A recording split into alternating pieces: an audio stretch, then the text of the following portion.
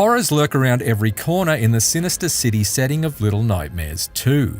This deadly game of hide-and-seek picks up where the original left off, this time with an entirely new set of twisted tormentors hunting you through a variety of dread-inducing locations.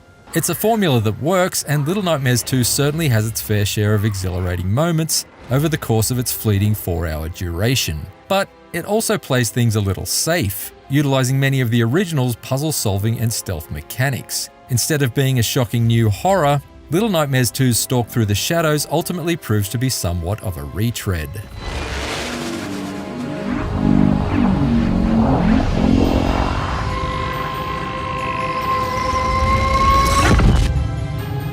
New protagonist Mono may look different to the original game's 6, but his skill set is largely the same.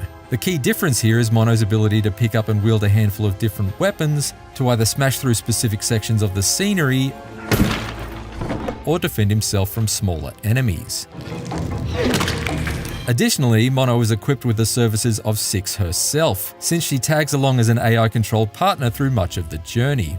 6's role is that of a more proactive version of Yorda from Eco, but her relationship with Mono doesn't really evolve into the partnership that made that PS2 classic so special.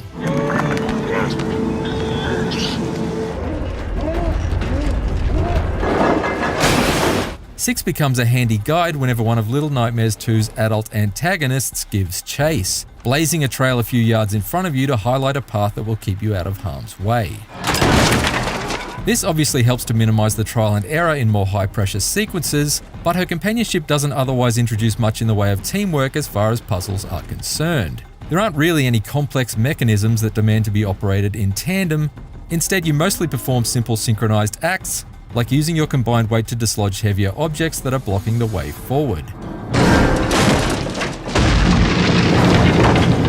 It is admittedly quite adorable the way 6 will occasionally mimic Mono's actions. When he picks up an important puzzle item, she'll often scoop up a wooden building block and amble along behind him like a younger sibling. But much like a little sister, 6 also often finds herself getting in the way, stubbornly standing in your path while you're dragging a piece of furniture, for example. At other times, she just got stuck on nothing at all and wouldn't budge no matter how many times I called out to her, which forced me to trigger a checkpoint restart.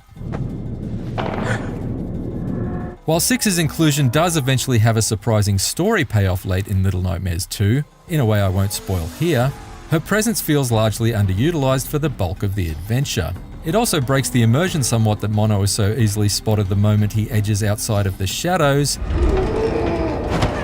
yet 6 can seemingly stumble around in the spotlight right under an enemy's nose and attract about as much attention as a broken television set. Speaking of which, busted boob tubes are found littered along your path through Little Nightmares 2's gloomy narrative, which appears to be a sardonic commentary on the screen obsession of modern society. This leads to some hilariously dark moments later on, when Mono is able to toggle these goggle boxes on and off to draw the focus of certain enemy types and lure them to their death like media-loving lemmings. And as was the case with the original, it's the villains that really are the stars of Little Nightmares 2. There are a number of truly terrifying creations hell-bent on sniffing you out. But the one that had me most on edge was the schoolteacher with the serpentine neck. Just hearing the leathery squeak of her stretching spine off camera was enough to make me wince. But the appearance of her dead-eyed grimace wobbling at the end of it was a genuinely chilling sight. How you avoid these hulking towers of terror, however, is by using mostly the same simple stealth techniques established in the original. Crouch walking to quieten your footsteps and scurrying between the shadowy undersides of tables whenever their gaze is averted. One standout section of Little Nightmares 2 satisfyingly strays from the norm by giving Mono a torch that freezes prosthetic-limbed hospital patients in place anytime they're caught in its beam.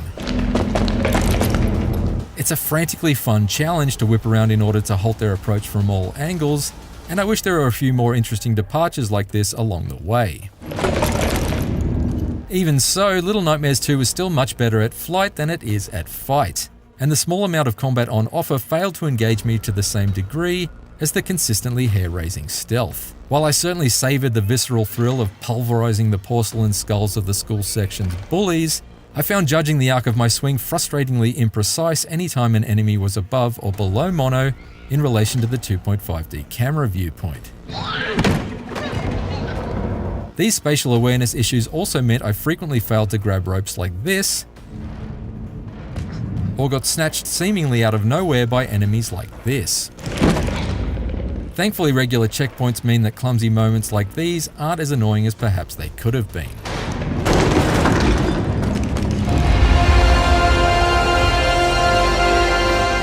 Little Nightmares 2 is every bit as black, bleak, and eerily beautiful as the original. It's also just as brief, and although the introduction of the sixth character as an AI-controlled co-op partner ultimately serves the story well, she's not really used to take the game's puzzle solving and stealth to interesting new places, which seems like a real missed opportunity.